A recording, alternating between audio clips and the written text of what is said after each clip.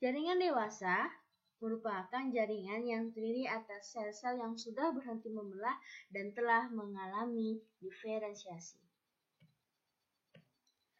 Ciri khasnya apa sih untuk jaringan permanen atau jaringan dewasa? Nah, ciri khasnya itu otomatis karena dia tersusun dari sel-sel yang berhenti membelah, berarti yang pertama tidak ada aktivitas pembelahan sel. Yang kedua, ukuran selnya relatif besar. Ketiga, terdiri dari sel-sel yang telah mati. Keempat, terdapat ruang antar sel. Yang kelima, dinding selnya mengalami penebalan. Dan yang terakhir, sitoplasmanya sedikit dan memiliki vakuola yang besar. Jaringan dewasa berdasarkan fungsinya dibagi menjadi 4 bagian. Yang pertama, jaringan pelindung atau jaringan epidermis. Yang kedua, jaringan dasar atau jaringan parenkim. Yang ketiga itu jaringan penyongkong atau jaringan penguat. Dan yang terakhir, jaringan pengangkut atau jaringan. Nah, ini adalah jaringan pelindung atau jaringan epidermis yang terletak paling luar dan menutupi permukaan organ tumbuhan. Dapat ditemukan pada akar, batang, dan daun pada tumbuhan. Nah, fungsi dari jaringan pelindung atau epidermis ini itu melindungi organ tumbuhan dari kerusakan.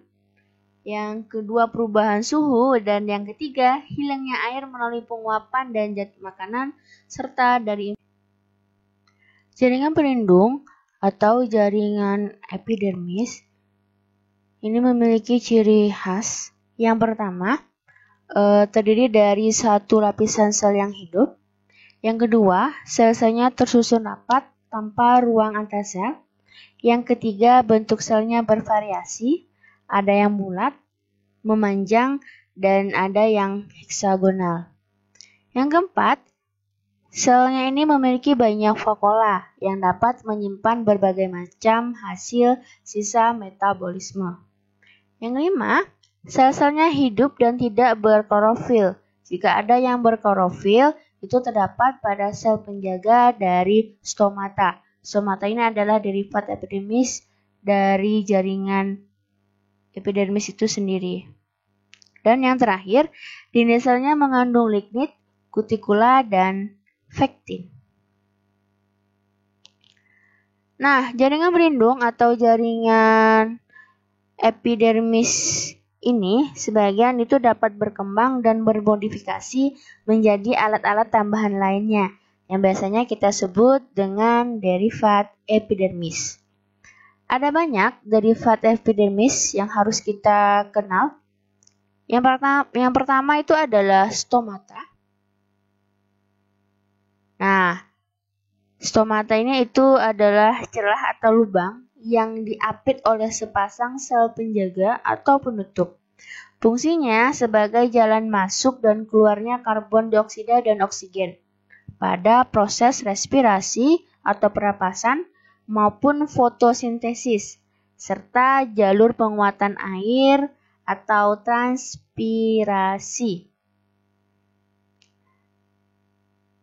Nah, menutup dan membukanya stomata ini, jadi ketika stomata itu membuka pada siang hari dan menutup pada malam hari, itu karena ada perubahan tekanan turgor akibat penambahan dan pengurangan ion kalium dari sel penjaga itu sendiri. Nah, ini adalah contoh dari stomata pada saat pengamatan di lab. Ini ada salah satunya dari daun rhodioscaler. Ini ada stomata dari daun rhodioscaler ya.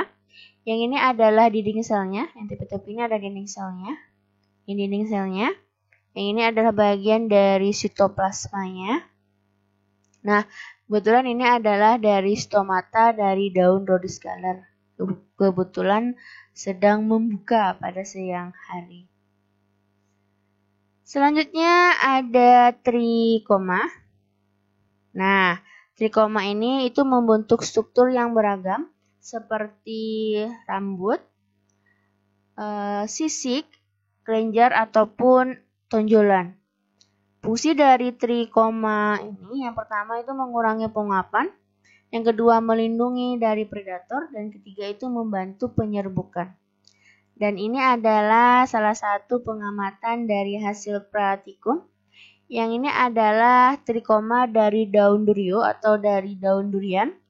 Dan ini adalah trikoma dari daun tembakau. Selanjutnya ada spina.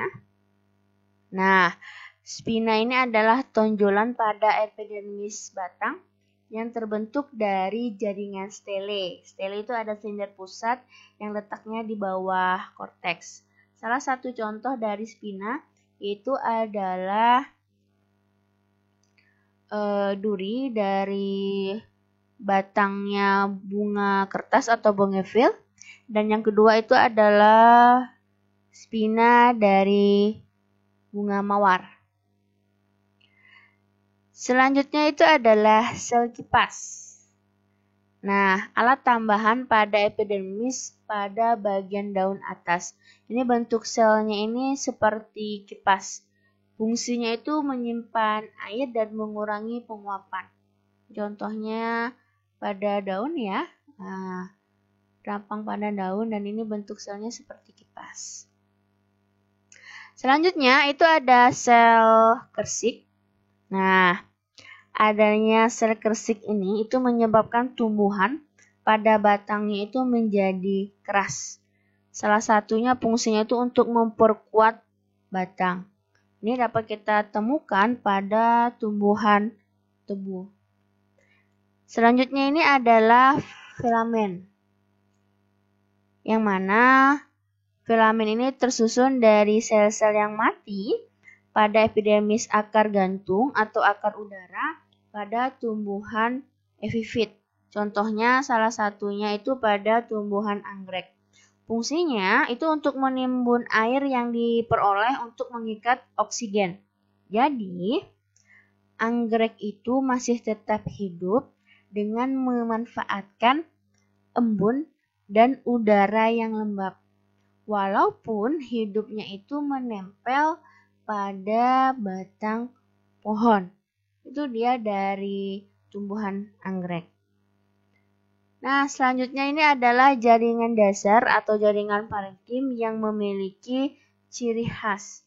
Yang pertama, itu adalah sel penyusunnya renggang, banyak ruang antar sel. Yang kedua, dinding selnya tipis dan vakuolanya besar.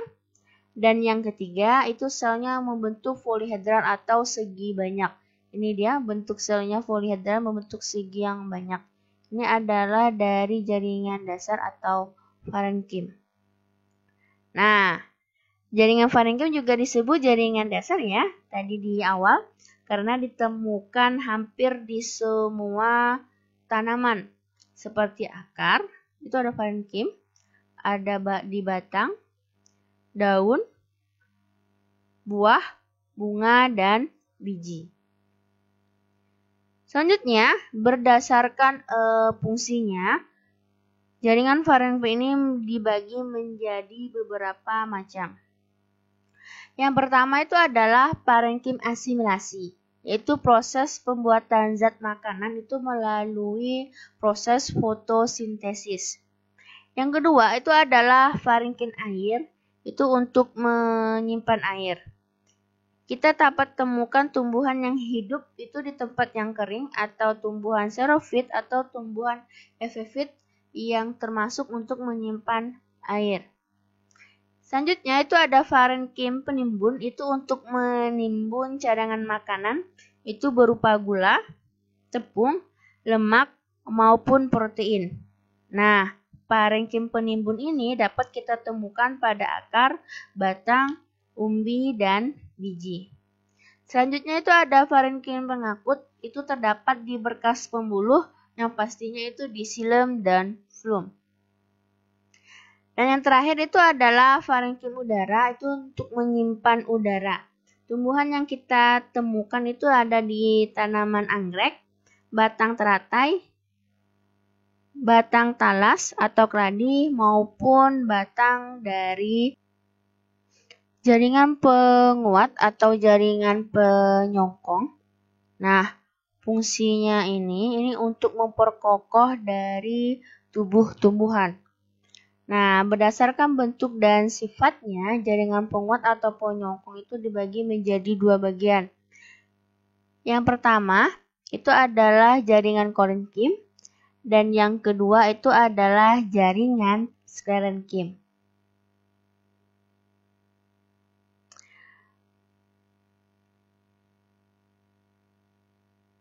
Nah, seperti kalian lihat, jaringan korenkim ini memiliki ciri khas. Yang pertama terdiri dari sel-sel yang hidup. Yang kedua, dinding selnya itu tidak mengandung lignin tapi mengandung pektin dan selulosa. Yang ketiga, dinding selnya itu mengalami penebalan secara tidak teratur dan tidak merata. Nah, ini dari dinding selnya korenkim yang tidak teratur dan tidak merata penebalannya. Yang keempat, jaringan korenkim ini juga berfungsi untuk penguat utama pada organ tumbuhan yang masih muda, berarti masih aktif membelah atau mengadakan pertumbuhan dan perkembangan. Ini dia sel korenkimnya yang masih muda dan aktif membelah. Selanjutnya itu pada jaringan sklerenkim yang hanya terdapat pada organ tumbuhan yang sudah tidak lagi mengalami pertumbuhan atau perkembangan. Berarti terdiri atas sel-sel yang mati.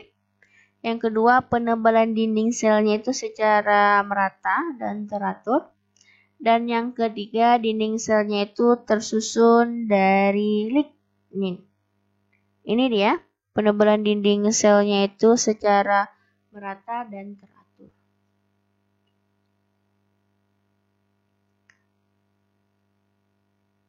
Nah, jaringan sklerenkim ini terdiri atas dua jenis. Yang pertama itu adalah serabut sklerenkim atau serat sklerenkim. Nah, ciri khasnya itu benang panjang dalam bergas pengangkut dari xilem dan flum. Yang kedua, itu ada sklerit atau sel batu. Dapat ditemukan di dalam kulit kayu, buah, dan biji. Nah, dari sel batu atau sklerit dapat kita temukan yaitu di biji kenari. Ini adalah biji kenari. Yang kedua itu ada di tempurung kelapa ya. Yang ketiga itu ada di daging buah jambu biji yang kalian temukan biasanya saat makan yang warna putih. Nah, itu dia dari skleritnya atau sel batunya. Selanjutnya, jaringan pengangkut atau jaringan vaskuler ini terdiri dari xilem dan flum. Yang ini pasti sudah hafal. Kalian sudah hafal ini xilem dan flum itu belajarnya dari SD, SMP, dan SMA ketemu lagi xilem dan flum.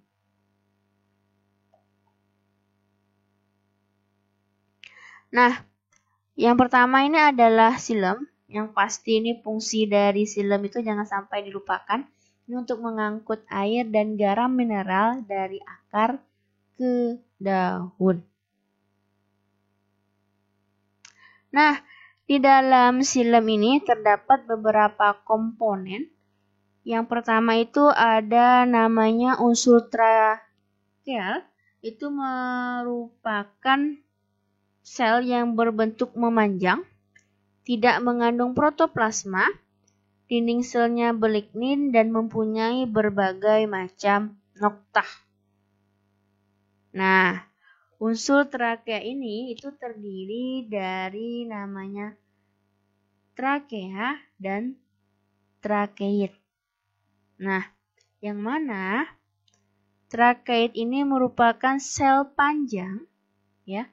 Trakeit ini merupakan sel yang panjang dengan ujung yang runcing tanpa adanya lubang, sehingga pengangkutan itu langsung melalui noktah pada dua ujung trakeit yang saling menimpa. Dan ini adalah noktahnya. Dan yang kedua itu adalah trakea.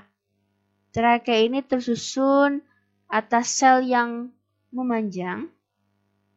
Pada ujungnya itu ada lubang. Dan bersambungan pada ujung pangkalnya. Jadi ujungnya ini bersinambung dengan ujung pangkalnya. Jadi bertemu mereka. Nah, lubang trakeit ini disebut dengan lubang perforasi. Dan ini adalah nokta dari trakea. Komponen selanjutnya itu ada serabut xilem. Itu merupakan sel panjang dengan dinding sekunder yang biasanya itu adalah mempunyai lignin. Selanjutnya di jaringan pengangkut itu ada flum. Yang pasti fungsi dari flum itu adalah mengangkut hasil fotosintesis dari daun ke seluruh bagian tumbuhan. Nah, ini dia dari jaringan pengangkut. Yang pertama, ini ada dari sel tapis. Ini memiliki bentuknya ini seperti ujungnya berlubang-lubang. Sel tapis ini saling berhubungan dengan sel tapis lainnya. Yang kedua, itu ada namanya sel pengiring atau sel pengantar. Ini dia, yaitu sel yang hidup dan menyerupai dari sel-sel parenkim. Selanjutnya, itu ada serabut flum. Ini dia serabut dari flum. Nah, ini dia macam-macam dari jaringan permanen.